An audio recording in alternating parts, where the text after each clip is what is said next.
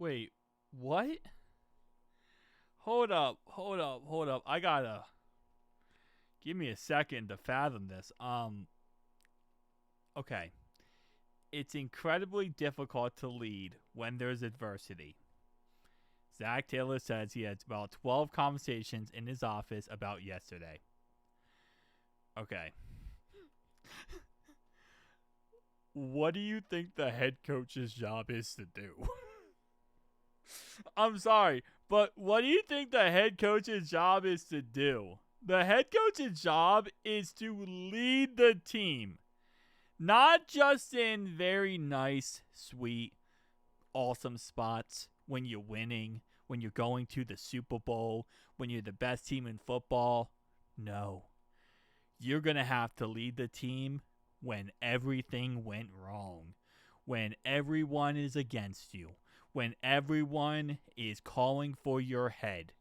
Your job is to be a leader.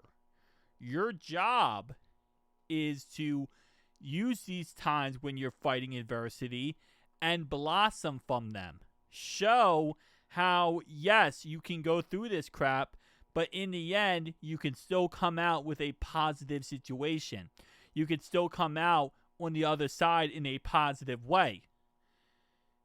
To say you can't lead in adversity means you're not a leader yourself. That means he just admitted that he's not a good coach. He just admitted he's not a good leader.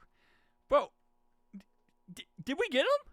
Did we get him? Like, is this like a TV show from back in the day where it's like, you're just trying to catch the guy in 4K? I believe we just got Zach Taylor. Because out of the horse's mouth himself, bro just admitted he's not a good coach and he's not a leader. Why are you even on the team?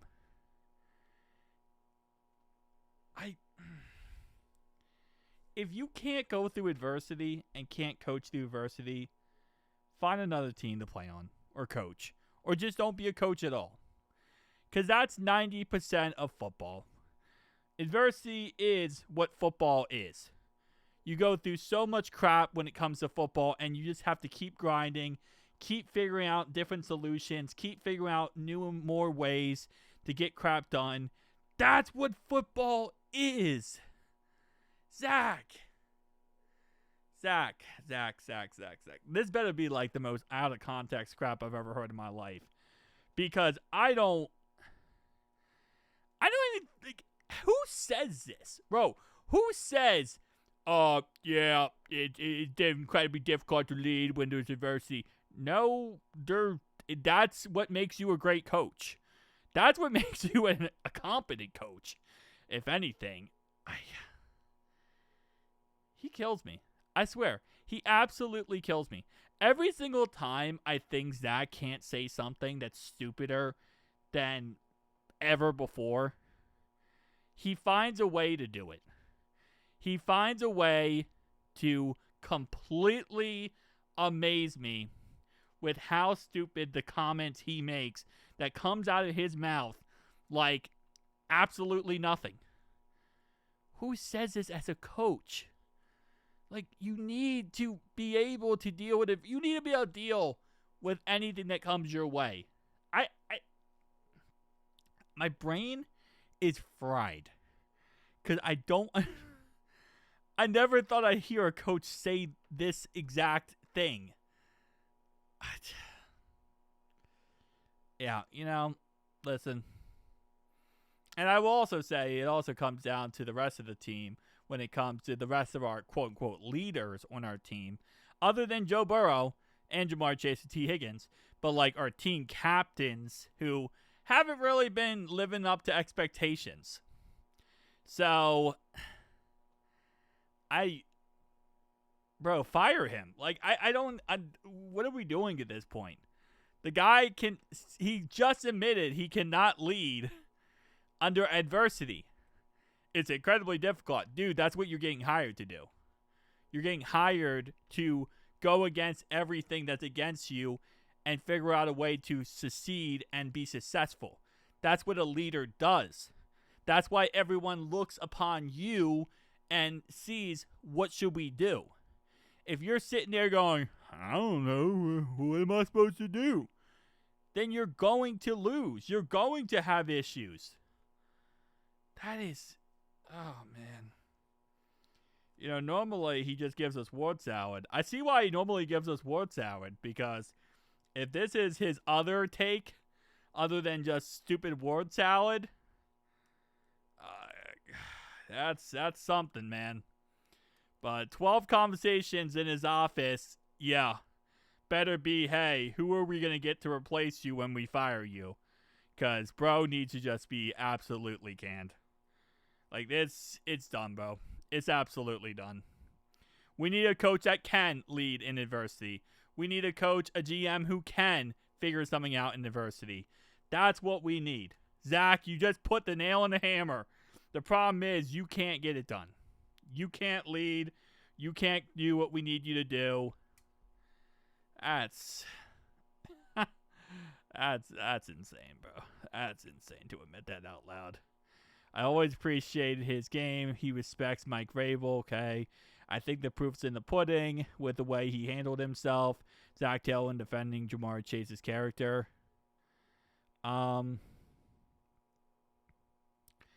He shouldn't have spit on the guy. He shouldn't have spit on the guy. I was mad yesterday, and I made a video, and I said that I was happy, not about the spitting, about the Steelers getting anything negative toward them. At the end of the day, he should not have spit on the player.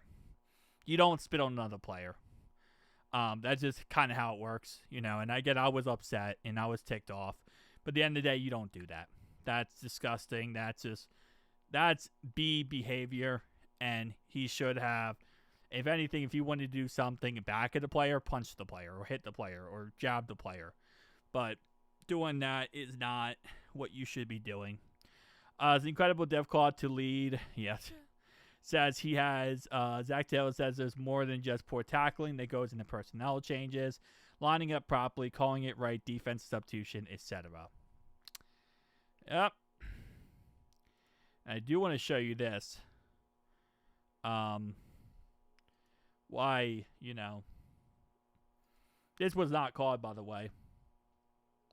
This was not called. Just a little side note. That's Jalen Ramsey. Defenseless wide receiver much? Defenseless wide receiver? Yeah, no. Not called. Not called at all. But it is what it is. What are you going to expect? If you expect anything different, you'd be idiotic. You expect anything different, it just wouldn't make sense. You still don't spit on the player. That's kind of just how it is, you know. And I apologize for not glorifying that, but saying I was happy last night about that in the situation. Listen, I was livid last night. I was upset. I was not happy about how the whole situation went with the game. And I was, you know, just saying whatever, you know.